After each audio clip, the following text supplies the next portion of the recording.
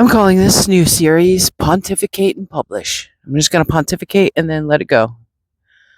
I'm using this as like a journal because, I'm one of those people. I'll buy a journal because it looks good, write in it for a few days, and then it sits there. And then I'll go buy another journal, write in it for a few days. Hi, bug. And then it sits there. So I'm going to use this as my journal. And I kind of already have been. Anyways, I have 3 days left at work in this department. And, I didn't anticipate it, but it doesn't surprise me kind of thing that they're going to try and make this last 5 days the worst possible fucking 5 days of my life, which is why I'm leaving. Go figure. But something happened last night that I found was really interesting. And I was thinking about it this morning. This is the problem in the United States. This is the problem with the manufacturing. This is why the United States has been on the decline for the last 30 years. Because you have these low-level managers. They're not even mid-managers. They're low-level supervisors, right? Who have created an identity around these spaces, and they have nothing better to do with their lives. The amount of supervisors and low-level managers that this is their story in the United States is incredible.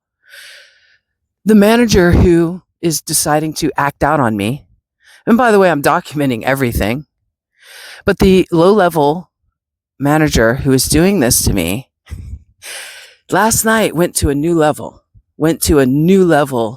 of just pettiness. She actually put the safety of other employees in jeopardy in order to spite me.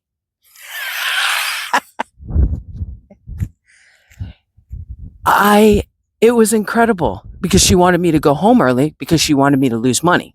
I don't care. As long as you give me my 40 hours that I am contracted to get every week, you can send me home. I don't need that fucking overtime.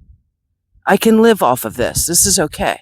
But she replaced me and had someone who has no skill level, barely any experience to do the forklift so that she could send me home. And when I realized this morning, I was like, wow, that's how important it is for her to spite me. That's how important it is for her to put her foot on my neck and express to me that she's the one in control. Yeah, you are.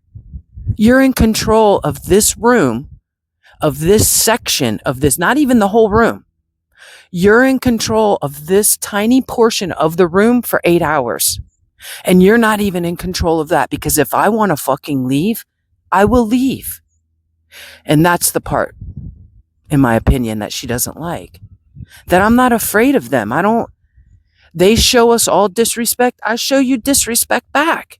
As long as I'm doing my job, what the fuck are you going to do about it? This is what she's going to do about it. Put the lives of other employees in danger in order to send me home, in order to show me that she's the one in control. That's fine, lady. You're 80 years old. How come you didn't retire 5 years ago? This is what gives me peace about it.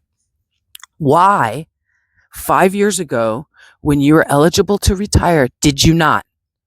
We all know why, because we all talk about it, because we all feel sad for you. You don't have anywhere to go, do you? This is it. This little hole in the wall out here in Hole in the Wall, Tennessee, where you get to control people for 8 hours a day, stir the pot, fuck with people, yank their chain. That's your life.